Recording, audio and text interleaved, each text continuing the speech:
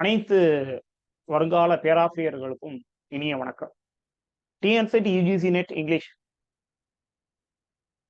இன்னைக்கு டே 21. So day 1ல இருந்து டே 20 வரைக்கும் எவ்வளவு சீக்கிரமா போகுது அப்படிங்கிறது தெரியல. நாட்கள் ரொம்ப வேகமாக ஓடிட்டு இருக்குது. ஸோ நம்மளும் என்ன பண்ணிட்டு இருக்கோம் அப்படின்னா போர்ஷனை ஓரளவுக்கு கம்ப்ளீட் பண்ணிட்டு வந்துட்டே இருக்கோம். நியோ கிளாசிக்கல் பீரியட் இன்னைக்கு பார்க்க போறோம். ஸோ நேற்றைய தினம் நம்ம பார்த்தீங்கன்னா ரெஸ்டோரேஷன் ஏஜ்ல கடைசியான உள்ள கொஞ்சம் மைனர் ரைட்டர்ஸ் எல்லாம் பார்த்தோம். ஸோ நாட்கள் போக போக புதிய புதிய ரைட்டர்ஸ் வந்துட்டு இருக்காங்க. ஒன்றும் புரியல சார் அப்படின்னு சொல்லக்கூடியவங்க நிறைய பேர் இருக்கிறீங்க. ஸோ டியர் ஃப்ரெண்ட்ஸ், ஒன்று மட்டும் தெரிஞ்சுக்கங்க அப்படின்னா, நமக்கு வந்து இது ஒரு பெரிய போட்டி உலகம், சரிங்களா? அதுலயும் நம்மளுடைய சப்ஜெக்ட் பார்த்தீங்கன்னா போட்டிக்கு வந்து குறைவே கிடையாது. நான் அடிக்கடி சொல்றது உண்டு, நம்ம மக்களையே நம்ம குறை சொல்றது உண்டு. ஆனா அது உண்மைதான், சரிங்களா? அதிக லேசியான மக்கள் எதுல இருப்பாங்க அப்படின்னா நம்ம சப்ஜெக்ட் படிச்சவன் தான் இருப்பான். ஏன் அப்படின்னா நம்மளுடைய சப்ஜெக்ட் அப்படிப்பட்டது. அதே மாதிரி நம்ம ப்ரிப்பரேஷன்ல பார்த்தீங்கன்னா நிறைய டிராமாஸ் படிப்போம், நிறைய கதைகள் படிப்போம். அதுல இருக்கக்கூடிய கேரக்டர்ஸ் மாதிரியே நம்ம மாறுறதுக்கான சில சான்சஸ் இருக்கும். இப்படியெல்லாம் இருக்க வேண்டாம். ஸோ இது ஒரு போட்டி உலகம், காம்படிட்டிவ் அண்ட் ஜெலசி வேர்ல்ட். சரியா? நம்ம சுத்தி இருக்கக்கூடியவங்க எப்படி நம்மளை திங்க் பண்ணிட்டு இருப்பாங்க அப்படிங்கிறது நமக்கு எல்லாருக்கும் தெரியும்.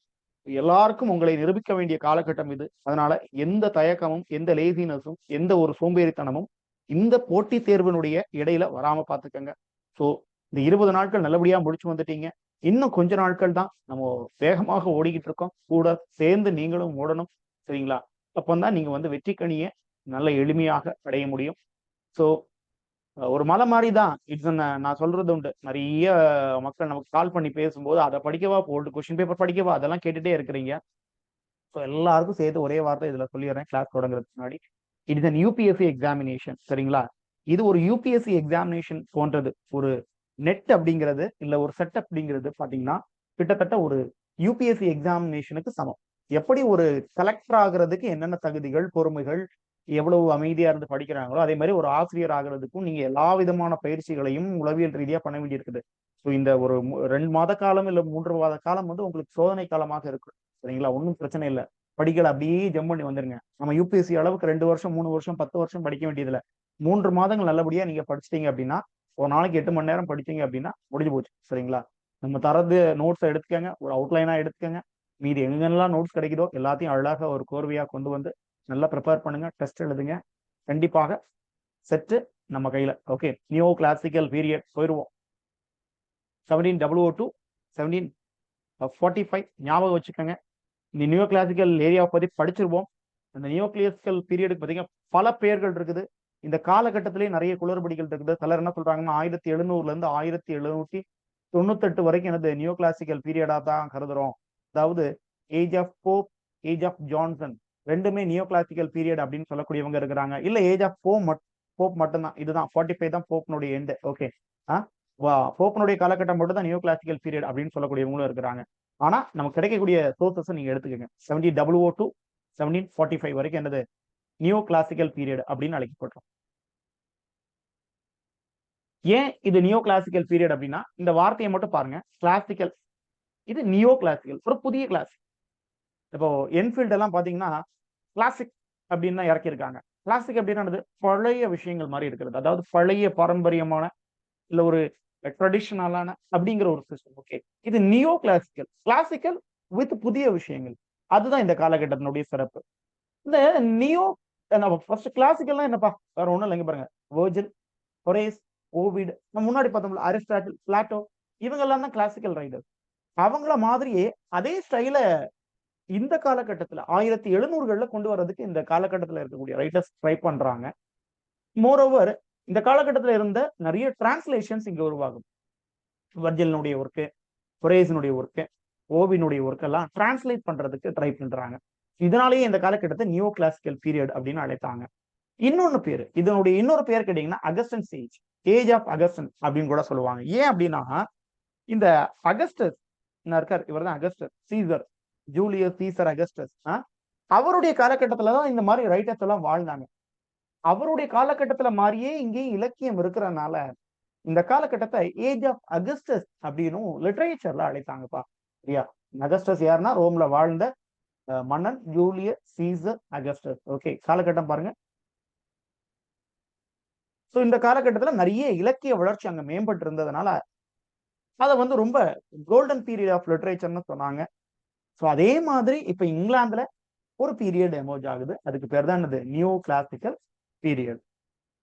இந்த காலகட்டத்துல நம்ம மெச்சத்தக்க கூடிய வகையில இருக்கக்கூடிய ரைட்டர்ஸ் பாத்தீங்கன்னா அலெக்சாண்டர் போப், சம்டைம்ஸ் ஜான்சனையும் சொல்லக்கூடியவங்க இருக்கிறாங்க. போப்புக்கு அடுத்தபடியா ஜான்சன் வந்துடுவார். ஓகே. அதே மாதிரி இவங்க ஏன் அந்த நியூ கிளாசிக்கல் ரைட்டர்ஸ் அழைக்கப்படுறாங்கன்னா பாருங்க, follower of Horace, Virgil, Ovid, இந்த மாதிரி ஜாம்பவான்களை ஃபாலோ பண்றாங்க. ஓகே, ஜாம்பவான்களை ஃபாலோ பண்ணி அதே ட்ரெடிஷனை இங்க கொண்டு வர ட்ரை பண்றாங்க. That's why Pope is called as, or age of Pope is otherwise called as Augustans age. 3 பெயர்கள்மா, திருப்பியும் பாருங்க, நியோ கிளாசிக்கல் அல்லது ஏஜ் ஆஃப் போப் அல்லது அகஸ்டன் ஏஜ். இதுல ஒரு முக்கியமான விஷயம் நீங்க நோட் பண்ண வேண்டியது, மிடில் கிளாஸ் ரைட்டர் நிறைய பேர் வருவாங்க. ஓகே, லிட்ரேச்சருக்கு கான்ட்ரிபியூட் பண்றதுக்கு மிடில் கிளாஸ் ரைட்டர் நிறைய பேர் வருவாங்க. ஒரே கோர்ட் பீப்புள் அப்படிங்கிற அந்த சிஸ்டம் மாதிரி மிடில் கிளாஸ் ரைட்டர்ஸ் நிறைய பேர் வருவாங்க. மேத்யூ அர்னால்ட், ஃபைன் கிரிட்டிக் இல்லைங்களா, அவர் என்ன சொல்றாரு பாருங்க, அவர் excellent 18th century the age of prose அப்படின்னு குறிப்பிட்டாரு. இந்த காலகட்டம் 1700 இருந்து 1745, ஞாபகம் வச்சுங்கப்பா, 18ஆம் நூற்றாண்டுக்குள்ள நுழைஞ்சிட்டோம். இன்னைக்குதான் என்னது, 18ஆம் நூற்றாண்டுக்குள்ள நுழைகிறோம். இந்த 18ஆம் நூற்றாண்டு வந்து பாத்தீங்கன்னா ஒரு ப்ரோஸனுடைய காலகட்டம், ப்ரோஸனுடைய நூற்றாண்டு அப்படின்னு நினைக்கிறாரு. ஏன்னா இங்க அடிசன் அண்ட் ஸ்டீல் 2 பேர் இருப்பாங்க.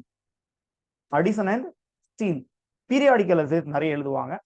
ப்ரோஸுக்கு நிறைய கான்ட்ரிபியூட் பண்றதுக்கு மத்தவங்களும் இருந்தாங்க. இந்த காலகட்டத்தை அதனால என்ன அழைச்சாங்க, ஏஜ் ஆஃப் ப்ரோஸ் அப்படின்னு அழைத்தாங்க. திரும்ப அவர் என்ன சொல்றாரு பாருங்க, it is called age of Pope or age of reason and age of sensibility. கொஞ்சம் சிந்திச்சு செயல்பட்ட காலகட்டம், காரணம் அறிஞ்சு செயல்பட்ட காலகட்டம் அப்படின்னு இதை அழைக்கலாம். Age of Pope, age of reason, age of sensibility, Augustans age, இப்படின்னு நியோ கிளாசிக்கல் ஏஜ், இப்படின்னு எல்லாம் பல இதுல இந்த 18ஆம் நூற்றாண்டினுடைய தொடக்க காலகட்டம் அழைக்கப்படுது. இங்க இருக்கக்கூடிய கவிஞர்கள் எல்லாம் ஒரு சிஸ்டமேட்டிக் வே ஆஃப் ரைட்டிங்க்கு ஃபேமஸ். எது அப்படின்னு கேட்டீங்கன்னா க்ளோஸ்ட் கப்லெட். கப்லெட்னா என்னது, 2 அடி செய்யுள். இப்ப திருக்குறள் இஸ் கப்லெட். ஒரு எழுத்தெல்லாம் ஆதி பகவான் முதற்றே உலகு, இது ஒரு கப்லெட். 2 அடி செய்யுள கப்லெட்னு சொல்றோம்.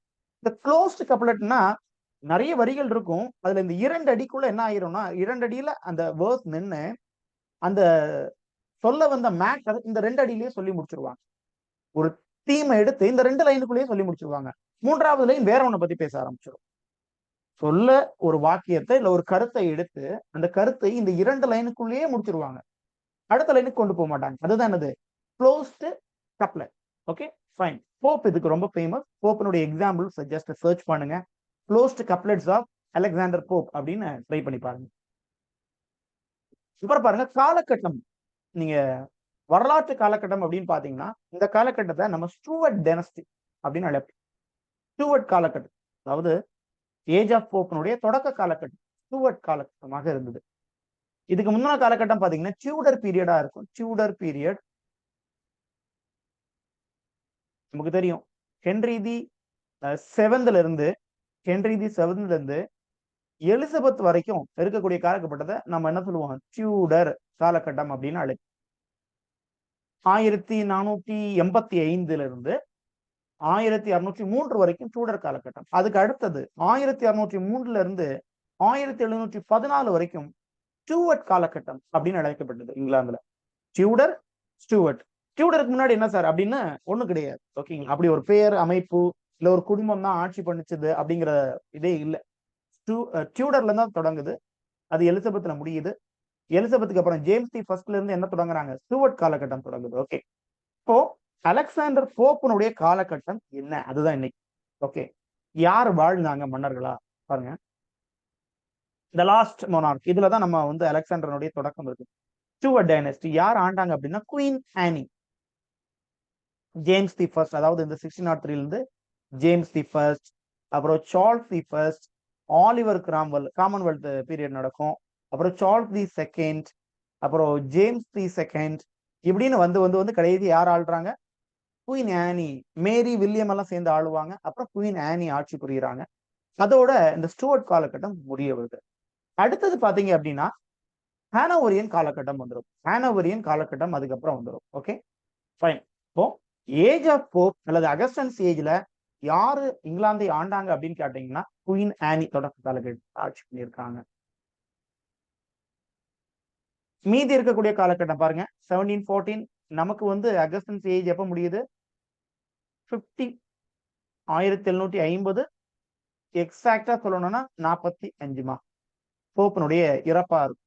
ஓகேங்களா, அதுல முடியும். இந்த 1837 வரைக்கும் ஏன் ஹானோவரியன் சொல்லியிருக்காங்கன்னா அவங்களுடைய வரலாற்று பின்னணி. இதுக்கப்புறம் வரக்கூடியதை விக்டோரியன் பீரியட்னு சொல்லுவாங்க. 1837 இருந்து 1901 விக்டோரியாவுடைய இறப்பு, இது வரைக்கும் விக்டோரியன் பீரியட் தான். ஓகே, ஹானோவரியன் பீரியட்ல யாரெல்லாம் இங்கிலாந்து ஆட்சி புரிஞ்சிருக்காங்க? ஜார்ஜ் தி ஃபர்ஸ்ட், ஆனிக்கு அப்புறம் George the first, second, third, fourth, அப்புறம் வில்லியம் தி ஃபோர்த். ஓகே, இப்ப நமக்கு இன்னைக்கு இவர் வரதான் வேணும். நம்ம இன்னைக்கு போப்பை தான் பார்க்க போறோம். ஸோ போப் பார்க்கறதுக்கு முன்னாடி இந்த ஜார்ஜ் தி செகண்டுக்கு காலகட்டம் வரைக்கும் என்னென்ன வரலாற்று நிகழ்வுகள் நடந்திருக்குது, இதுல சொல்ல தகுந்த லைக் நம்ம இதுக்கு முன்னாடி restoration, great plague, theatre fire ஆனது அப்படின்னு எல்லாம் படிச்சுட்டு வரோம். அந்த வகையில் இங்க பாத்தீங்கன்னா ஜக்கோபைட் ரிபல்லியன் 1745ல இந்த இங்கிலாந்தை ஆண்ட மன்னர்களுக்கும் ஜேம்ஸ் தி செகண்ட் இல்லைங்களா அவருடைய ஃபாலோவர்ஸ் அவங்க வந்து ஜாக்கோபைட்ஸ் அப்படின்னு அழைக்கப்பட்டாங்க. ஸோ அந்த ஜாக்கோபைட்ஸுக்கும் இடையில என்ன நடந்ததுன்னா ஒரு புரட்சி நடக்குது, மாறி மாறி சண்டை போட்டுக்கிறாங்க. Supporters of James and supporter of George, இவங்களுக்கு இடையில சண்டை நடக்குது. அது ஜக்கோபைட் ரிவல்லியன் அப்படின்னு அழைப்பாங்க. ஸ்ட்ரைட்டவே இன்னையுடைய கதாநாயகன் அலெக்சாண்டர் போப். ஓகேங்களா, இன்னைக்கு கிளாஸை பொறுத்தவரை நம்ம அலெக்சாண்டர் போப் மட்டும்தான் பார்க்க போறோம். சரிங்களா, அடுத்த வகுப்புல நாளைய வகுப்புல பாத்தீங்கன்னா இவருடைய கண்டெம்பரரிஸ் போப்பனுடைய காலகட்டத்தில இருந்து மற்ற ரைட்டர்ஸை பார்ப்போம். போப் 1688 1744. நான் சொன்னேன் 45ல முடிச்சுக்கிறாங்க. 45ல என்ன பண்ணிச்சுக்கிறாங்க, ஏஜ் ஆஃப் போப்பை முடிச்சுக்கிறாங்கிறதுக்கு காரணம் இதுதான். 18ஆம் நூற்றாண்டை சார்ந்த ஃபேமஸான சட்டேரிக்கல் கவிஞன். சட்டேரிக்கல் அப்படின்னா கிண்டலும் கேலியுமா, ஒன்ன சொல்றது மூலமா இன்னொன்னு புரிய வைக்கக்கூடிய ஒரு ரைட்டர் இவர். As well as his translation of Homer, அவருடைய டிரான்ஸ்லேஷன் ஆஃப் ஹோமர். ஓகே, ஹோமரை இவர் டிரான்ஸ்லேட் பண்றாருமா. ஓகே, அப்போ நியோ கிளாசிக்கல் பீரியட்னு இந்த காலகட்டத்தை அழைக்கிறது சரிதானே? Famous for using heroic couplet. Chaucer use பண்ணியிருப்பார் இல்லைங்களா, எந்த ஒர்க்ல முதலாக சாசர் ஹெரோயிக் கப்லெட்டை பயன்படுத்தினார் சொல்லுங்க பார்ப்போம். சாசர் எந்த ஒர்க்கில் முதலாக ஹீரோயிக் கப்லெட்டை பயன்படுத்தினார்? Pope is famous for his heroic couplet usage. And இந்த ஏஜ் ஆஃப் போப்பை சட்டேரிக்கலுக்கு ரொம்ப ஃபேமஸான ஏஜ்னு சொல்லுவாங்க. Okay, fine. அடுத்தது இவரை பத்தின ஒரு புகழ் உரை பாருங்க. He is the second most frequently quoted writer in the Oxford Dictionary of Quotation after Shakespeare. ஷேக்ஸ்பியருக்கு அடுத்தபடியாக நிறைய கொட்டேஷனுக்கு ஆக்ஸ்போர்ட் டிக்ஷனரில ஒரு நேம் இருக்குது அப்படின்னா அது யாருதான்? அலெக்சாண்டர் போப் தான். ஷேக்ஸ்பியர் சொல்லுவாரு to be or not to be. Okay, இப்படி நிறைய ப்ராவர்ப்ஸ் பாத்தீங்கன்னா ஷேக்ஸ்பியருடைய ஒர்க்ல இருந்து நம்ம வந்து உண்டாக்கிக்கிறோம். அதே மாதிரி போப்பனுடைய ஒர்க்ல இருந்து இப்ப பாரு இன்னைக்கு பார்ப்போம், எதையான் கிரிட்டிசிசம் பார்ப்போம். அதுலயும் பாத்தீங்கன்னா ஏகப்பட்ட ப்ராவர்ப்ஸ் இவர்கிட்ட இருந்து நம்ம ஜெனரேட் பண்ணி எடுத்திருக்கிறோம் இங்கிலீஷ் லிட்டரேச்சர். போப் இவங்க அப்பா பேர் பாருங்க, Alexander Pope senior, linen merchant. இந்த டெக்டைல் இண்டஸ்ட்ரியில ஒர்க் பண்ற மாதிரி லினன் மர்ச்சன்டா இருக்கிறாரு. Pope was a Catholic. So இதனால இப்ப பாருங்க, ஒரு நம்ம ஊர்லயும் நம்ம இன்னைக்கு நிறைய இடங்கள்ல மத பிரச்சனைகள், மதத்தினால கல்வி தடைபடுறது, இப்படிங்கிற நிறைய விஷயங்கள் நம்ம இன்னைக்கு பார்த்துட்டு இருக்கோம். போப்பே அந்த ஒரு பிரச்சனையினால நிறைய கஷ்டப்பட்டு இருக்காரு. இதைத்தான் அவர் என்ன பண்ணா சட்டையரிக்கலா அலிகரிக்கலா தன்னுடைய ஒர்க்ல நிறைய இடங்கள்ல சொல்றாரு. அந்த காலகட்டத்துல போப்பு வாழ்ந்த காலகட்டத்துல ஒரு சட்டம் இருந்தது பிரிட்டிஷ்ல, டெஸ்ட் ஆக்ட் அப்படின்னு ஒரு சட்டம். இந்த சட்டம் என்னன்னா ஒன்னே ஒண்ணுதான், சர்ச் ஆஃப் இங்கிலாந்துல இருந்தவங்களுக்கு உரிமை, சர்ச் ஆஃப் இங்கிலாந்தை சாராதவங்களுக்கு உரிமை கிடையாது. இதுல எல்லாம் நீங்க கவர்மெண்ட் வேலையிலயோ கல்வியிலயோ எதுலயும் உரிமை கிடையாது. பாருங்க, எஸ்டாப்ளிஷ் சர்ச் ஆஃப் இங்கிலாந்து அவங்களுக்கு தான் என்னது எல்லா உரிமையும். அண்ட் பேண்ட் கேத்தலிக், ஒரு கேத்தலிக் அப்படித்தானே, அவங்கள தடை பண்ணாங்க. இதுல இருந்தெல்லாம் நீங்க டீச்சரா வேலை பார்க்க முடியாது, யூனிவர்சிட்டியில போய் படிக்க முடியாது, ஓட்டு போட முடியாது, எங்கேயாவது ஒரு ஆபீஸ் நடத்த முடியுமா, ஏதாவது தொழில் செய்ய முடியுமா அப்படின்னு கேட்டீங்கன்னா எதுவும் செய்ய முடியாது. யாருக்கு? கேத்தலிக்கா இருக்கக்கூடியவங்களுக்கு. அப்ப பாவப்பட்ட மக்கள் என்ன பண்ணிடுவாங்க, ஆட்டோமேட்டிக்கா அவங்க வந்து சர்ச் ஆஃப் இங்கிலாந்துக்கு மாறிடுவாங்க, ப்ரொடெஸ்டண்டா மாறிடுவாங்க.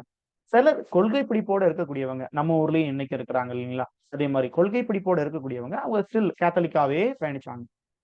பாருங்க, அப்ப அவர் கல்வி எப்படி கத்துக்கிட்டாரு அப்படின்னு பாத்தீங்கன்னா, அவருடைய ஆண்ட் அண்ட் லேட்டர் கேத்தலிக்கு தனியா ஸ்கூல் ஓபன் பண்ணாங்க இந்த காலகட்டம் எல்லாம் முடியும் பொழுது. அப்ப அந்த ஸ்கூல்லயும் போய் அவர் என்ன பண்ணிக்கிட்டாரு, கல்வி கற்றுக்கொண்டார்.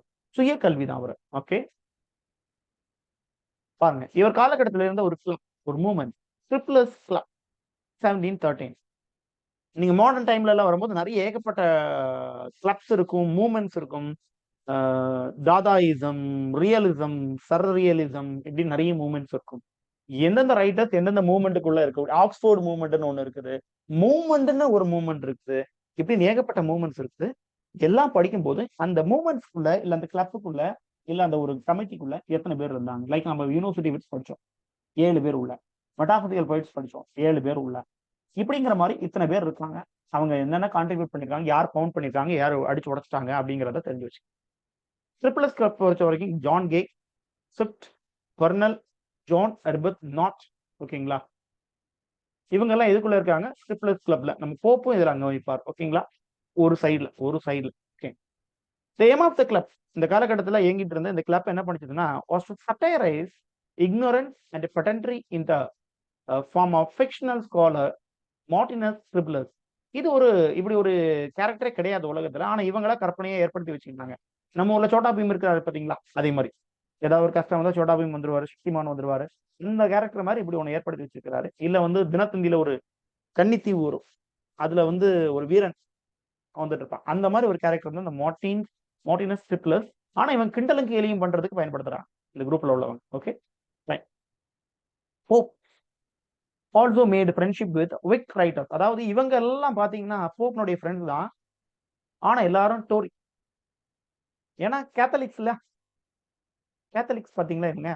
ஸோ இதெல்லாம் ஞாபகம் வச்சுக்கோங்கப்பா. டோரிஸ்னா யாரு, விக்ஸ்னா யாரு, இதெல்லாம் கொஞ்சம் தெரிஞ்சு வச்சுக்கோங்க. டோரிஸ், விக்ஸ், 2 பொலிட்டிக்கல் பார்ட்டிஸ் இங்கிலாந்துல இருந்தது. ஹாஃபி ஹவுஸ் இன் லண்டன் அப்படிங்கிற ஒரு சாப்டர் படிச்சீங்கன்னா தெரியும் உங்களுக்கு. டோரிஸுக்கு விக்ஸுக்கு எல்லாம் தனித்தனியான ஹாஃபி ஹவுசஸ் உண்டு. எதெல்லாம் அப்படிங்கிறத கொஞ்சம் தெரிஞ்சு வச்சுக்கோங்க. ஓகே, இந்த ஸ்டோரி ரைட்டர்ஸ் கூட போப் ரொம்ப சேர்ந்திருந்தாரு. Gay, Swift, Parnell, Arbuthnot. Same time Whigs ரைட்டர்ஸான ப்ரோஸுக்கு ஜாம்பவான்கள் அடிசன் அண்ட் ஸ்டீல் இல்லைங்களா, அவங்க கூடயும் இவர் நட்பு பாராட்டிட்டு இருந்தாரு. இன் 1700 அவருடைய குடும்பம் ஒரு இடத்துக்கு போறாங்க பாருங்க, பாப்ஸ் வுட். ஏன் அப்படின்னா இங்கிலாந்துல அவங்க இருந்த இடத்துல ஏகப்பட்ட பிரச்சனைகள், ப்ரொட்டஸ்டன்ஸ்னால அவங்களுக்கு நிறைய பிரச்சனைகள் ஏற்படுது. சர்ச் ஆஃப் இங்கிலாந்தை ஃபாலோ பண்ண சொல்லி டார்ச்சர் பண்றாங்க. கேத்தலிக்கா இருந்தா அடிச்சு கொண்டு போடுவாங்க அப்படின்றாங்க. ஸோ திஸ் ஆன்டி கேத்தலிக் சென்டிமெண்ட்னால அவங்க என்ன பண்றாங்க அப்படின்னா, அவங்க இருந்த இடம் லண்டன்ல இருந்து 10 மைல் தள்ளி போயிடுறாங்க. 10 மைல், அதாவது 16 கிலோமீட்டருக்குள்ள எந்த கேத்தலிக்ஸும் வசிக்க கூடாது, அவங்க வியாபாரம் பண்ணக்கூடாது, சர்வே ஆகக்கூடாது அப்படின்னு அவங்க ஒரு கொள்கை முடிவு எடுத்துக்கிட்டாங்க. அதனால லண்டன்ல இருந்து இல்லைன்னா அவங்களுடைய மெயின் இடமான வெஸ்ட்மினிஸ்டர்ல இருந்து அவங்க ரொம்ப தூரம் தள்ளி போயிட்டாங்க. ஓகேங்களா? தென் பாருங்க, அப்ப அவர் வசிச்ச பகுதியை அவர் என்ன சொல்றாரு பாருங்க, கண்ட்ரி சைடு. அவர் வீட்டை சுத்தி உள்ள இடத்த வின்சார் ஃபாரஸ்ட் அப்படின்னு அழைக்கிறார். ஓகே, இது ஒரு கொஸ்டினா கேட்கறதுக்கு வாய்ப்பு இருக்குதுப்பா, நோட் பண்ணி வச்சுக்கோங்க. போப் லண்டன்ல இல்லாம வெஸ்ட்மினிஸ்டர் இல்லாம வெளியே தள்ளப்பட்டாரு. ஒரு கேத்தலிக் அப்படிங்கறதுனால அவர் தன்னை சுத்தி இருக்கக்கூடிய அந்த பகுதிகளை, கண்ட்ரி சைட, அந்த வில்லேஜ் அமைப்பை, பெசன்ட்ரி அமைப்பை என்ன அழைத்தாரு, வின்சார் ஃபாரஸ்ட் அப்படின்னு அழைக்கிறார். எப்படி அவர் சுய கல்வி பெற்றார் அப்படின்னு பாத்தீங்கன்னா, by reading Horace and Juvenal. இந்த 2 ஜாம்பவான்களையும் படிச்சு, முன்னாடி காலகட்டத்துல ரொம்ப படிச்சவன் அப்படின்னு பாத்தீங்கன்னா கிளாசிக்கல் ரைட்டர்ஸ் தான். லிட்டரேச்சரை படிச்சவன் எவனோ அவனை தான் ரொம்ப புத்தி உள்ளவன் நம்பினாங்க. ஓகே,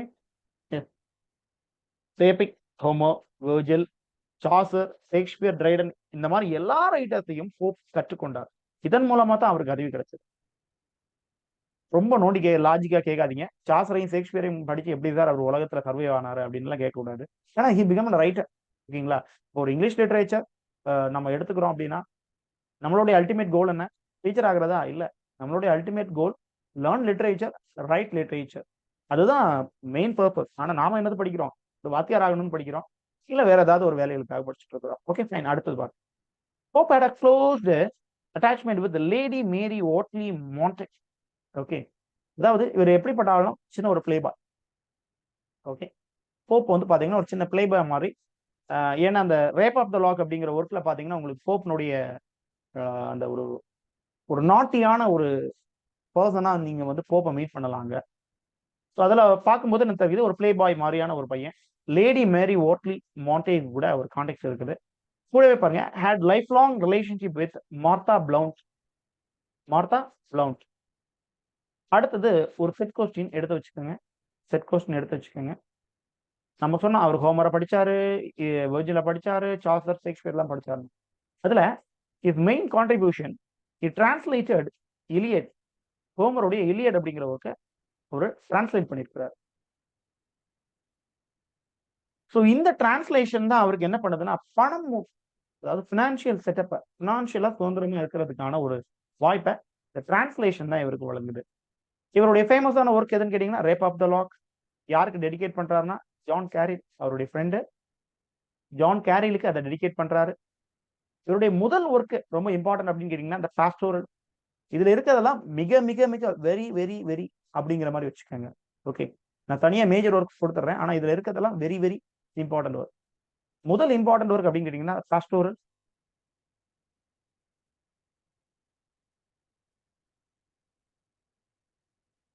சரி, அடுத்து பாருங்க, இவர் ஜொனதான் ஸ்விஃப்ட் போப்ப என்னன்னு கூப்பிடுறாரு அப்படின்னா paper saving Pope. Paper saving Pope அப்படின்னு அழைக்கிறாரு. டாக்டர் ஜான்சன் போப்ப என்னன்னு கிரிட்டிசைஸ் பண்றா பாருங்க. he could fix in one couplet more sense than I can do in six. என்ன விட பெட்டரா என்ன பண்ணுவாருன்னா ஒரு கப்பலெட்டை, ஒரு இரண்டடியை வச்சு அதிகமான சென்ஸை கொடுக்க வல்லவர் யாரு? Alexander Pope. Pope has written a pamphlet. ஏற்கனவே பேம்ப்ளெட்டுக்கு யூனிவர்சிட்டி விட்ஸ்ல ஒரு 2 பேரை காமிச்சு தந்தேன். நிறைய பேர் பேம்ப்ளெட்ஸ் எழுதுறாங்க அப்படின்னு. ரொம்ப ராபர்ட் கிரீன் ஞாபகம் வச்சுக்கிறீங்களா? ஷேக்ஸ்பியருக்கு அவர் கொடுத்த பேம்ப்ளெட், அதனுடைய பேர் என்னமா? ஷேக்ஸ்பியருக்கு கிரீன் கொடுத்த பேம்ப்ளெட்னுடைய பேர் என்ன?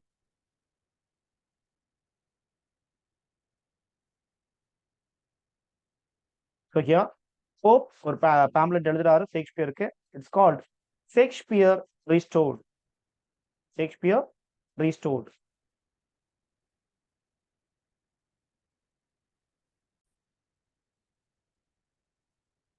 அலெக்சாண்டர் போப்புடைய இம்பார்ட்டன்டான ஒர்க்ஸ் அப்படின்னு பாத்தீங்கன்னா 1709 பாஸ்டோரல்ஸ். அப்புறம் மிக மிக முக்கியமானது, நீங்க கொஞ்சம் டீடைல்டா படிக்க வேண்டிய work and essay on criticism. முடிஞ்சுன்னா டெக்ஸ்டே படிங்க. ஓகேங்களா? டெக்ஸ்ட் படிங்க, இல்ல ஷார்ட் பேராஃப்ரைஸ் கிடைச்சதுன்னா எடுத்து படிங்க அண்ட் எஸ்ஸே ஆன் கிரிட்டிசிசம் அப்படிங்கிற ஒர்க்குக்கு. சரிங்களா? இது பேர் பாருங்க, an essay on criticism.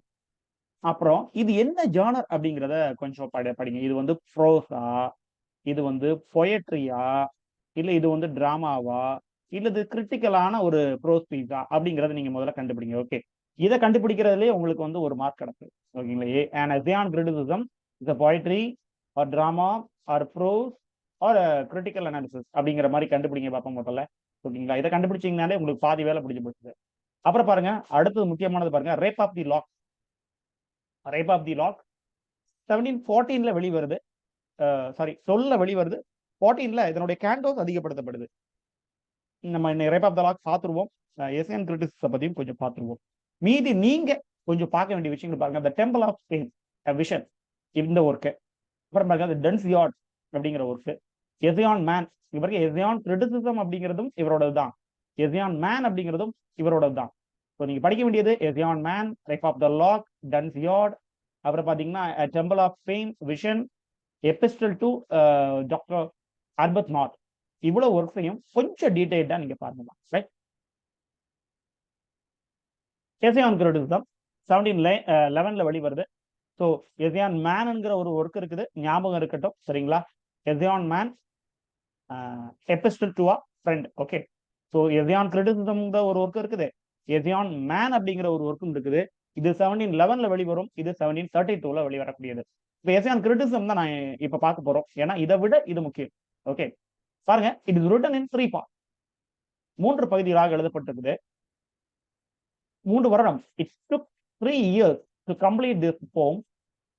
This போம் நான் முதல்ல சொன்னேன், இது போயமா டிராமாவா அப்படின்னு எல்லாம் பாருங்க அப்படின்னு. ஏன்னா பேரை பாருங்க எஸ்ஏ ஆன் கிரிட்டிசிசம். உடனடியா நம்ம ஆப்ஷன்ல ப்ரோஸ் அடிச்சிருவோம். இது ஒரு கிரிட்டிக்கல் எஸ்ஏயா இருக்கும் அப்படின்னு நினைச்சிட்டு ப்ரோஸ் அடிச்சிருவோம். But it's poem. சரிங்களா? ரேப் ஆஃப் த லாக் அப்படிங்கிறது பாத்தீங்கன்னாலும் ஒரு எபிக் மாதிரி இருக்கும். It's a poem. சரிங்களா? பப்ளிஷ் இந்த இயர் 1711. ஓகே, பாருங்க இதுல என்ன விஷயம். இது ஒரு போயம், ஒரு கவிதை. இந்த கவிதையில என்ன சொல்றாங்க அப்படின்னு பாத்தீங்கன்னா, it is an attempt to identify and refine his own position. தான் எப்படி இருக்கிறேன், ஒரு கவிஞனா, ஒரு விமர்சகரா தான் எப்படி இருக்கேன் அப்படிங்கிறத போப் இதுல தெரிவிக்கிற மாதிரியான ஒரு சிச்சுவேஷன் வச்சுட்டாரு. Okay, it's a response to a question of whether poetry should be natural or written according to predetermined artificial rule. அதாவது இப்படியே இப்படியே தானா வரணுமா, இல்ல எவனாவது தட்டி வர வைக்கணுமா, இத இந்த போயத்தை, கவிதையை அப்படிங்கிறது. அதாவது ஒருத்தன் நம்ம உசுப்பேத்தி நம்ம முன்ன இருந்து வாங்குவான். சரிங்களா? இயற்கையா வர்றது வேற. ஆனா நம்மள ஒரு ஒரு மாதிரி உசுப்பேத்தி நம்ம கிட்ட இருந்து ஒரு கவிதையை வாங்கினா அப்படின்னா அது சில சமயம் கரெக்டா இருக்காது. கவிதை அப்படிங்கிறது எப்படி இருக்கணும், இது ஸ்பான்டேனியஸ் ஓவர் ஃப்ளோ. எவனும் சொல்லி வர வைக்கிறது இல்ல. ஒரு 10 ரூபாயை கொடுத்து இது கவிதை எழுதுடா அப்படின்னு சொன்னா வர்றது இல்ல கவிதை. கவிதை அப்படிங்கிறது தானா வரணும். நம்ம எதேச்சியா சந்திக்கக்கூடிய விஷயங்கள், எதேச்சியா மீட் பண்ணக்கூடிய இதுல இருந்து கரெக்டா வரணும். இப்ப சமீபத்துல நம்ம படிச்ச ஒரு கவிதை, ஒரு ஒரு பார்ட் 1 தமிழ் புக்ல இருந்தது. ஓகேங்களா? அங்க குறையுள்ள பெண்ணின் குறையை நிவர்த்தி செய்தது இப்படிக்கு தங்கம். ஓகே, அங்க குறையுள்ள பெண்ணின் குறையை நிவர்த்தி செய்தது இப்படிக்கு தங்கம். சோ ஓரளவுக்கு அதை அனலைசிஸ் பண்ணீங்கன்னா, அதாவது கொஞ்சம் ஒரு பிள்ளைக்கு வந்து பிள்ளை வந்து கருத்த உடம்பா இருக்கிறாங்க. அதனால கல்யாணம் தள்ளி போயிட்டு இருக்குது. இல்ல அந்த அம்மாவுக்கு ஏதாவது ஒரு கண் தெரியல, இல்ல காது கேட்கல அப்படிங்கிற ஏதாவது ஒரு குறைகள் இருக்குது. இல்ல வந்து அவங்களுடைய ஏதாவது ஒரு குறைபாடு இருக்குது. ஆனா கொஞ்சம் டவுரி நாங்க கூட தரோம். பிள்ளைக்கு இப்படி பிரச்சனை இருக்குது. ஆனா கொஞ்சம் டவுரி கூட தரோம் அப்படின்னா எல்லாம் சரி செய்யப்பட்டிருக்கு. ஓகே, ஃபைன் அப்படிங்கிற மாதிரி சொல்லிடுறாங்க. பாருங்க, அங்க குறை உள்ள பெண்ணின் குறையை நிவர்த்தி செய்தது இப்படிக்கு தங்கம். தங்கம் போய் அந்த குறையெல்லாம் நிவர்த்தி பண்ணிட்டு இருக்கீங்களா? அப்புறம் அப்ப அந்த கவிதைங்கிறது நேச்சுரலா இருக்கணும். சரிங்களா? ஒருத்தன் கம்பல் பண்ணி இல்ல முன்னாடி ஏதாவது ஒரு விஷயங்களை செய்து அதன் மூலமாக கவிதை வந்துன்னா அது கவிதையா அப்படிங்கிற டிஸ்கஷன் இதுக்குள்ள போடுறாரு. ஸோ போயத்துல Pope according to Pope poem is the natural one. ஓகேங்களா? Follow nature. ஓகேங்களா? நேச்சரா அது அது வர்றது. ஓகே, ஃபாலோ பைட்ஸ் ஃபாலோ நேச்சர் அப்படியே ஆட்டோமேட்டிக்கா வர்றது பாத்தீங்களா, அதுதான் கவிதை. இந்த ப்ரீடிடமினன்ட் ஆர்டிபிஷியல் ரூல்ஸ்ல வர்றது வந்து இல்ல. அது வந்து நீங்க என்னது, இந்த கிளாசிக்கல் முன்னாடி எழுதின ரொம்ப சிறந்தமான கவிதைகளை எடுத்து நீங்க அப்படியே அதே மாதிரிதான் எழுதி வைக்கிறீங்க. நான் பாரதியார் மாதிரி எழுதினேன், அப்போ உனக்குன்னு என்னடா இருக்கு தனித்தன்மை? நான் சாஸ்தர் மாதிரி எழுதினேன், ஷேக்ஸ்பியர் மாதிரி எழுதினேன் அப்படின்னா உனக்குன்னு என்ன தனித்தன்மை இருக்கு? அப்ப கவிதையில என்ன தனித்தன்மையா இருக்கணும் அப்படின்னு பாத்தீங்கன்னா, நீயாக எழுது. சரி, போப்னுடைய ஆர்குமெண்ட். Okay, fine. இன்னும் பாருங்க, he comments on the classical authors who dealt with such standards and authority should be accredited to them as per him. Okay, ஒரு ஒரு தரம். ஓகேங்களா?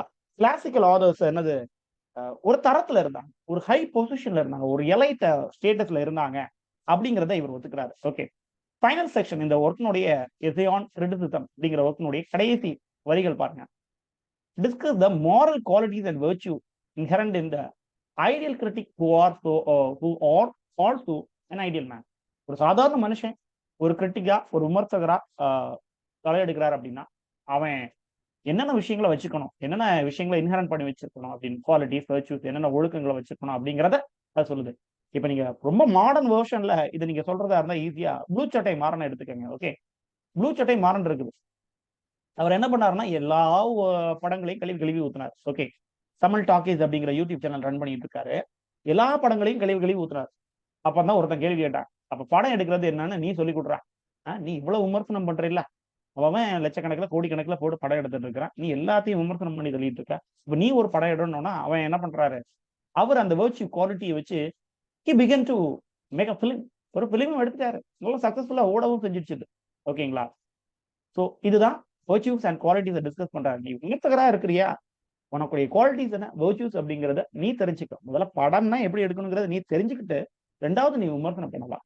ஓகே, தேர்ட் பார்ட்ல பாருங்க, he offers a tribute to Longinus. Longinus அப்படிங்கிறவருக்கு tribute பண்றாரு. என்ன சொல்றாரு பாருங்க, the bold Longinus all the nine inspire அப்படிங்கிற மாதிரி அவர் என்ன பண்றாரு, ரைஸ் பண்ணி பேசுறாரு. அப்புறம் இந்த ஒர்க்ல அவர் he attack John Dennis. Okay, John Dennis அப்படிங்கிறவரை இவர் வந்து அட்டாக் பண்றாரு. அவருடைய ஒர்க்கான அப்பியர்ஸ் அண்ட் வெர்ஜீனியா. இந்த ஜான் டென்னிஸுக்கு ஒரு ஒர்க் இருக்குது, அப்பியர்ஸ் அண்ட் வெர்ஜீனியா. அந்த ஒர்க் நல்லா இல்ல அப்படிங்கிறதுனால போப் என்ன பண்றாரு, ஜான் டென்னிஸ அப்பியர்ஸ் அப்படிங்கிற வார்த்தையில கூப்பிடுறாரு. அதாவது இதனுடைய கதை நான் உங்களுக்கு சொல்றேன் பாருங்க. என்ன அப்படின்னா, ஜான் வெப்ஸ்டர் என்ன பண்றாரு அப்படின்னா, ஐ திங்க் இந்த இயர் ஜான் டென்னிஸ்னுடைய ஒர்க் வந்து பாத்தீங்கன்னா 1702 ஐ திங்க். ஓகே, 1702ல இது வெளிவரும்னு நினைக்கிறேன். அதுக்கு முன்னாடியே ஜான் வெப்ஸ்டர் ஒரு ஒர்க் எழுதுறாரு. அதனுடைய பேரும் என்னது, அப்பியர்ஸ் அண்ட் வெர்ஜீனியா.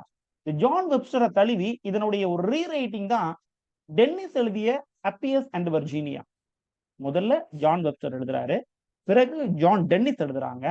ஆனா வெப்ஸ்டரோடது ஓகே, ஆனா டென்னிஸ்னுடையது ஓகே இல்ல. அதனால டென்னிஸை கிரிட்டிசைஸ் பண்றதுக்காக அப்பியர்ஸ் அப்படின்னு டென்னிஸ் அழைக்க ஆரம்பிச்சாரு. யாரு, போப். இந்த எஸ்ஸே ஆன் கிரிட்டிசிசத்துல இருக்கக்கூடிய முக்கியமான கோட் ப்ரோவர்ஸ் மாதிரி வந்து பாருங்க. Little knowledge is a dangerous thing. Okay, குறைந்த அறிவு அது வந்து ரொம்ப ஆபத்தானது. ஒரு டாக்டர் இருக்காங்க, இப்ப நம்ம துறையை பொறுத்தவரையிலையும் பிரச்சனை இருக்குது, கல்வித்துறையை பொறுத்தவரையிலையும். ஆனா ஒரு மருத்துவத்துறையில பாருங்க, லிட்டில் நாலேஜ், அதாவது கொஞ்சம் அவன் படிச்சுட்டான், அரை வைத்தியர் ஆயிட்டான் அப்படின்னா நம்ம வந்து ஆபரேஷன் பண்ண போயிருவோமா? ரொம்ப ஆபத்தானது. படிக்காதவன்ட்ட கூட போலாம், கொஞ்சம் படிச்சவன் பாதியை ஓபன் பண்ணி விட்டுருவான், வைக்க மாட்டான். Okay, to err is human and to forgive is divine. தவறு செய்வது அப்படிங்கிறது மனிதனுடைய இயல்பு, மன்னிப்பது அப்படிங்கிறது கடவுளுடைய இயல்பு. ஓகேங்களா, அதான் அவனுடைய ரெண்டு பேருடைய இயல்பு. ஆதர்ஸ் பாருங்க, ரொம்ப பயங்கரமான lines. Authors are partial to their wit is true but are not critics to their judgment too. Okay, இது பாத்தீங்கன்னா இவருடைய கிரிட்டிசிசத்துக்கு சிறந்த ஒரு line. Authors are partial to their wit. இந்த அறிவை பொறுத்தவரையிலையும் அவங்க வந்து அங்கே கொஞ்சம் இங்க கொஞ்சமா இருக்கிறாங்க, அது உண்மை. But are not critics to their judgement. அவங்க ஒரு தீர்ப்பு சொல்றாங்க பாத்தீங்களா, அது நல்லதா கெட்டதா அப்படிங்கறத ஆராயறதுக்கு அவங்க ரெடியா இல்லை. அவங்க அப்படியே இருக்கிறாங்க, ட்ரூ அப்படின்னு கொஸ்டின் மார்க் போட்டிருக்காரு. ஓகே, இப்போ நீங்க ஒரு நம்ம எல்லாமே கரெக்ட் அப்படின்னு சொல்லக்கூடிய ஆளு உண்மையானவன் கிடையாது. பண்றேன், சரி தப்பு இதெல்லாம் இருக்கும் அப்படின்னு ஒத்துக்க வேண்டியதான். பாருங்க, இதுதான் ரொம்ப ஃபைனைட்டான ஒரு திங் இந்த எஸ்ஸே ஆன் கிரிட்டிசிசத்துல வரக்கூடியது. Fools rush in where angels fear to tread. ஓகேங்களா, fools rush in where angels, அதாவது பாருங்க, ஏஞ்சல்ஸ் தேவதைகள் இல்ல புத்திசாலிகள் ரொம்ப அறிவாளிகள், fear to tread, அவன் அடி எடுத்து வைக்கிறதுக்கே பயப்படுவானா ஒரு இடத்துல. ஆனா அந்த இடத்துல இந்த முட்டா பயலுக்கு என்ன பண்ணுவாங்க, ரஷ் டக்குன்னு உள்ள போயிருவான். ஏன்னா அவனுக்கு பயம் கிடையாது, இதுல நல்லது கெட்டது என்னங்கிறது அவனுக்கு தெரியாது, டக்குன்னு உள்ள போயிருவான். சில டைம்ல அது நல்லதா இருக்கும், மேக்ஸிமம் டைம்ல அது தப்பா தான் முடியும். Okay, type of the lock 1712 and 14, அதாவது ஃபர்ஸ்ட் வெர்ஷன் 12ல அப்புறம் கேண்டோ எக்ஸ்டெண்ட் பண்ணி 1714ல இது வெளிவருது பாருங்க. இதை பத்தின டீடைல்ஸ் அண்ட் சின்ன சம்மரியும் பார்த்து. It's a mock heroic narrative poem பா, இல்லையா, ஞாபகம் வச்சுக்கோங்க, mock heroic narrative poem. First publish ஆகுது 2 கேண்டோ. ஓகேங்களா, only 2 cantos published in the year 1712 and it is an example of high burlesque. Okay, burlesque-னா என்னமா, ரைட் டு ஆன்சர். burlesque-னா என்ன, ஏற்கனவே நம்ம கிளாसेसல சொல்லிருக்கோம். burlesque அப்படினா என்ன, ஐ திங்க் 2 or 3 கிளாसेस முன்னாடி பாருங்க. it was expanded and reissued in an edition written by Pope. அதாவது முதல் தடவை பப்ளிஷ் பண்ணும்போது அவருக்கு வந்து அவருடைய பேரை மென்ஷன் பண்ணல, ரிட்டன் பை அலெக்சாண்டர் போப் அப்படிங்கிற மாதிரி எதுவும் மென்ஷன் பண்ணாம அவருடைய ஒர்க்கை பப்ளிஷ் பண்ணிட்டாரு. பட் இந்த தடவை பாருங்க 1714 in 5 cantos. ஓகே, இந்த 3 cantos எக்ஸ்ட்ரா ஆயிடுச்சு. ஆனா ஆதர் பேர் ரிட்டன் பை மிஸ்டர் போப் அப்படிங்கறத மென்ஷன் பண்ணி பப்ளிஷ் பண்றாரு. Okay fine. 1717ல இதுல ஒரு அடிஷனல் இன்னொரு சுவை சேர்க்கிறாங்க. என்ன அப்படின்னா, கிளாரிஸா ஸ்பீச் அதை வந்து இதுல ஆட் பண்ணி கொஞ்சம் நல்ல நகைச்சுவை இருக்கிற மாதிரி ஆட் பண்ணி கடைசியா என்ன பண்றாங்கன்னா இந்த இதை வெளியிடுறாங்க. ஸோ இந்த முதல் 2 இதுலயும் என்ன கிடையாது அப்படின்னா, கிளாரிஸாவுடைய ஸ்பீச் வந்து இதுல கிடையாது. Okay fine. இந்த போயம், இந்த ரேப் ஆஃப் த லாக் பொறுத்த வரைக்கும் தமிழ்ல ஒரு படம் இருக்குப்பா, தமிழ்ல ஒரு படம் இருக்குது. அந்த படம் ஐ திங்க் திருப்பாச்சி, திருப்பாச்சி, விஜயுடைய திருப்பாச்சி அப்படிங்கிற ஒரு படம். அதுல அவங்களுடைய தங்கை என்ன கேட்பாங்க அப்படின்னா, அவங்களுக்கு வந்து கூந்தல் வந்து ரொம்ப சின்னதா இருக்கும். ஓகேங்களா, rape of the lock, lock அப்படின்னா இந்த தலைமுடி, கூந்தல். ஓகே அப்படின்னு அர்த்தம். ஓகே, தமிழ் ரொம்ப தூய தமிழ்ல சொல்லாதீங்க, கெட்ட வார்த்தையா போயிடும். ஓகே, அப்படின்னு ஆக்கிட்டாங்க. ரைட். ரேப் ஆஃப் தி லா இல்லைங்களா? ரேப் ஆஃப் தி லா. பாருங்க, ரேப் அப்படின்னா நம்ம உண்மையான மீனிங் என்ன அப்படின்னு பாத்தீங்கன்னா, ரேப் அப்படிங்கிறது மீனிங் வந்து செக்ஷுவல் அசால்ட் பண்றது. ஆனா இங்க பாருங்க, ரேப் ஆஃப் தி லாக். லாக்னா கூந்தல்னு சொன்னோம். கூந்தலை ரேப் பண்றது அப்படிங்கிற மாதிரி அர்த்தம் கொள்றாங்க. ஸோ சொல்லிட்டேன், இந்த ஏஜ் ஆஃப் ஹோப் ஃபுல்லாவா சட்டையரா இருக்கு. சட்டையரா இருக்கும். நான் இப்போ ஒரு எக்ஸாம்பிள் சொல்றேன் உங்களுக்கு தமிழ்ல. என்ன கொன்னுட்டான்பா, இது உண்மையா? நான் உயிரோட இருந்தா தானே நான் என்ன கொன்னுட்டான் அப்படிங்கிற ஒரு வார்த்தையை சொல்ல முடியும்.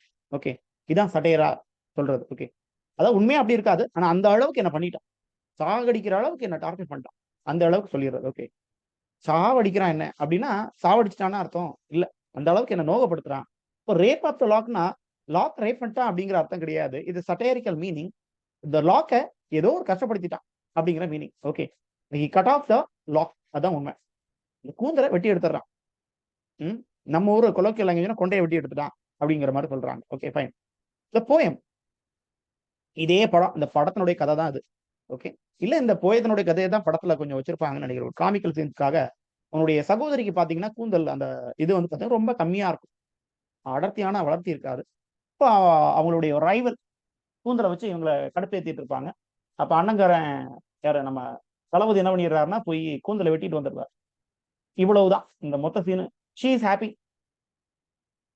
ஆனா என்ன பண்ணிடுவான்னா தவறுதலா இவங்களுடைய ரைவலுடைய கூந்தலை வெட்டுறதுக்கு பதிலா அவங்க அம்மாவுடைய கூந்தலை இவர் வெட்டிட்டு வந்துருவாரு. அதுல கொஞ்சம் காமெடி சீன்ஸ் கிரியேட் ஆகும். இதேதான் இங்க அந்த விஜயோடைய சீன்ல பேரன் அப்படிங்கிற ஒருத்தர் இருப்பாரு. இந்த அம்மாவுடைய ரைவல் ஒருத்தங்க இருப்பாங்க இல்லையா, சகோதரியுடைய ரைவல் ஒருத்தங்க இருப்பாங்கல்ல, அவங்களுடைய பேர்ல அரபெல்லா அப்படிங்கிற ஒரு லேடி இருக்கும். ஓகே, அரபெல்லாக்கும் அந்த பேரனுக்கும் இடையில நடக்கக்கூடிய விஷயம், பேரன் எப்படி அரபெல்லாவுடைய கூந்தலை கட் பண்ணி எடுக்கிறான், இதுதான் கதை. ஓகே, போயம் உண்மையிலேயே ஒரு உண்மையான சம்பவத்தை அடிப்படையாக கொண்டது. போப்புனுடைய ஃப்ரெண்ட் ஜான் கேரில், அரபெல்லா ஃபெர்மர், அவருடைய சூட்டர் லார்ட் பீட்டர், இவங்க எல்லாம் சேர்ந்து ஒரு ஃபங்க்ஷன்ல பார்ட்டியில சில விஷயங்களை ரெக்கவுண்ட் பண்றாங்க. ஓகேங்களா, பார்ட்டியில நடந்த விஷயங்களை ரெக்கவுண்ட் பண்றாங்க. அதை பேஸ் பண்ணி இந்த ரேப் ஆஃப் த லாக் அப்படிங்கிறது எழுதப்பட்டிருக்குது. ஸோ பாருங்க, ஜான் கேரில் இந்த ரேப் ஆஃப் த லாக்கை அலெக்சாண்டர் போப் ஜான் கேரிலுக்கு தான் டெடிகேட் பண்ணுவார். ஓகேங்களா, ஃபைன். பீட்டர் லர்சிங் Arabella had cut off a lock of her hair without her permission. பாருங்க, இந்த அரபெல்லாவுடைய பெர்மிஷன் இல்லாம இந்த பீட்டர், அதாவது நம்ம கதையில பேரன், ஓகே, நம்ம கதையில பேரன், ஓகே, இந்த பேரன் வந்து என்ன பண்ணிடுவார்னா அவங்களுடைய பெர்மிஷன் இல்லாம இவங்களுடைய அழகு, இவங்க ரொம்ப அழகா இருப்பாங்க யாரு, இந்த அரபெல்லா அப்படிங்கிறவங்க, இந்த அரபெல்லாவுடைய பெர்மிஷன் இல்லாமயே அவங்களுடைய கூந்தலை கட் பண்ணி எடுத்துருவாங்க. இதுதான் கதை. அப்போ அவங்க அந்த அரபெல்லா எழும்பி வர்றதுல இருந்து, காலையில கண் விழிக்கிறதுல இருந்து அவங்க கூந்தலை கட் பண்றது வரைக்கும் என்னென்ன சீன்ஸ் இருக்குதோ எல்லாத்தையும் கேண்டோவா அழகா பண்ணியிருப்பாரு. நீங்க நல்ல பேராஃப்ரைஸ் இருக்குது நெட்ல. ஓகேங்களா, தயவு செய்து பேராஃப்ரைஸை ஒரு வாட்டி வச்சுக்கோங்க. இன்னொன்னு, இந்த ரேப் ஆஃப் த லாக் அப்படிங்கிறத பொறுத்தவரையிலும் உங்களுக்கு பிஜிடிஆர்பி, பாலிடிஆர்பி எல்லாத்துலயும் ப்ரிஸ்கிரைப்டான ஒர்க். படிக்கிறதுல தப்பே கிடையாது, படிங்க. ஓகே, சோ இதனால ரெண்டு குடும்பத்துக்கு இடையில பிரச்சனை வருது. யாரு, இந்த லார்ட் பீட்டருடைய குடும்பத்துக்கும் இந்த அரபெல்லாவுடைய குடும்பத்துக்கு இடையில பிரச்சனைகள் வருது. அதை கொஞ்சம் கிண்டலும் கேலியுமா அன்னைக்கு இருக்கக்கூடிய சமூகத்துல இருக்கக்கூடிய பிரச்சனைகளை எல்லாம் வச்சு என்ன பண்ணிடுறாரு, கலந்து சொல்லிக்கிறாரு Pope. He added second edition a dedicated letter to Arabella Fermer. பாருங்க, second edition of rape of the லாக்ல ஒரு லெட்டர் வச்சிருக்கிறார். ஓகே, அரபெல்லா ஃபெர்மருக்கு எழுதின லெட்டர். ஃபைன். சம்மரி ரொம்ப ஷார்ட்டா பார்த்துருவோம். பெலிண்டா, ஓகே, பெலிண்டா பியூட்டிஃபுல், அதாவது பெலிண்டானா இங்க அரபெல்லா. ஓகேங்களா, உண்மையான கதை இந்த பக்கம் இருக்குதுப்பா, இந்த திருப்பாச்சி கதை, இது உண்மையான கதை, இது தலைவர் எழுதின கதை. ஓகேங்களா, ஒன்ஸ் அகைன் இவ்வளவு நேரம் நீங்க பார்த்தது உண்மையான கதை. இனி நீங்க பார்க்க போறது அவரு எப்படி சித்தரிச்சிருக்காரு, சட்டேரிக்கலா கொண்டு வந்திருக்காரு. பெலிண்டா ரொம்ப அழகான பெண், அதாவது அரபெல்லா. ஓகேங்களா, உண்மையிலே அரபெல்லா இங்க ஒரு ஃபிக்ஷனலைஸ்டா பெலிண்டா அப்படிங்கிற பேர் கொடுத்திருக்காரு. ரொம்ப அழகான பெண்ணு. அப்படியே ஒரு பார்ட்டிக்கு ப்ரிப்பேர் ஆகுறாங்க, பார்ட்டிக்கு வர போறாங்க. அப்ப அவங்கள என்ன பண்றாங்க அப்படின்னா நிறைய நிம்ஸ் வந்து அவங்கள பாதுகாத்து அவங்களுக்கு எந்த ஒரு பாதிப்பும் ஏற்படாத வண்ணம் அழகா கொண்டு வந்துகிட்டே இருக்காங்க. ஆனா அவங்களுக்கு ஏதோ ஒரு தப்பு நடக்க போகுது அப்படிங்கிறத வந்து இந்த ஸ்பிரிட்ஸ் வந்து வார்ன் பண்ணிக்கிட்டே இருக்காங்க. ஆனா அந்த அம்மா வந்து அதை கண்டுக்க மாட்டேங்கிறாங்க. ஓகேங்களா, பார்ட்டிக்கு போயே தீரணும் அப்படிங்கிற மாதிரி நிக்கிறாங்க. Party a baron is captivated by a lock of Belinda's hair.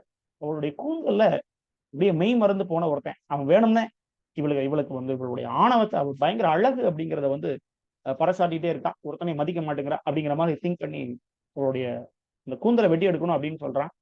அவன் அதுல வெற்றியும் பெறான். ஓகே. ஆனா இந்த கூந்தலை பாதுகாக்கிறதுக்கு ஒரு தேவதை இருக்குது, அவளை சுத்தியே வந்துட்டே இருக்கும். அதே மாதிரி அவளுடைய இயர்ரிங்ஸை பாதுகாக்கிறதுக்கு ஒண்ணு, அவளுடைய லேப் டாக் நாய் இருக்கும், இந்த டாகை பாதுகாக்கிறதுக்கு ஒரு தேவதை, இப்படின்னு நிறைய தேவதைகள் சுத்திட்டு இருக்கும். எல்லாம் ட்ரை பண்ணும். இந்த பேரன் அதையும் தாண்டி என்ன பண்ணிடுறான் அப்படின்னா ஆஃப் த லாக், ஓகேங்களா, கூந்தலை வெட்டி எடுத்துடுறான். அப்புறம் அவ கடுப்பாயிடுறா, சத்தம் போடுறா, கூச்சல் போடுறா, 2 பேருக்கும் சண்டை வருது. அதாவது பெரிய கை கலப்பா இல்லை, ஆனா குரல் வருது, சத்தம் வருது. ஃபைனலா இந்த லாக் என்ன ஆகுது அப்படின்னா, த லாக் த லாஸ்ட் அது கலைஞ்சு போகுது, தொலைஞ்சு போகுது. அது எங்க இருக்குது அப்படின்னு பாத்தீங்கன்னா வானத்துக்கு போயிடுச்சு. இங்க நம்ம சொல்லியிருக்கோம் நெவர் ரெக்கவர்ட் அப்படின்னு சொல்லியிருக்கோம். ஆனா அது வானத்துக்கு போயிடுச்சு. வானத்துல போய் ஸ்டாரா மின்னிட்டு இருக்கோம் அப்படின்னு முடிச்சிருப்பாரு இப்போ. ஓகேங்களா, இத பிஜிடிஆர்வியில கேள்வியாவே கேட்டிருக்காங்க. இந்த லாக்ஸ் கடைசி காலகட்டத்தில் என்னவா மாறும் அப்படின்னா ஸ்டார், நட்சத்திரங்களாக மாறி மேல மின்னிட்டு. இந்த போயம் டைட்டில் நான் ஏற்கனவே சொன்னதா ரேப் அப்படிங்கிறது பாத்தீங்கன்னா உண்மையிலே அந்த செக்ஷுவல் அந்த மீனிங் தான், செக்ஷுவல் அசால்ட் அப்படிங்கிற மீனிங் தான். ஆனா நீங்க இங்க சட்டேரிக்கலா நீங்க என்ன எடுத்துக்க வேண்டியிருக்கும் அப்படின்னா taking by force. Okay, rape of the லாக்னா காயப்படுத்தி அந்த லாக்கை கட் பண்ணி எடுக்கிறது, அதுதான் இந்த ரேப் அப்படிங்கிறதுக்கான அர்த்தம். ஓகே, செக்ஷுவல் அசால்ட் அப்படிங்கிறத நீங்க இங்க மீன் படிக்க வேண்டாம். Thank you dear friends. So Alexander Pope வந்து ஓரளவுக்கு இன்னைக்கு கம்ப்ளீட் பண்ணியிருக்கோம். நம்ம படிக்க சொன்ன எல்லா சம்மரியும் ஒரு வாட்டி படிச்சிருங்க. நாளைய தினம் அலெக்சாண்டர் போப்னுடைய கண்டெம்பரரி யாரெல்லாம் அப்படிங்கிறத நம்ம பார்த்துப்போம். Right, thank you.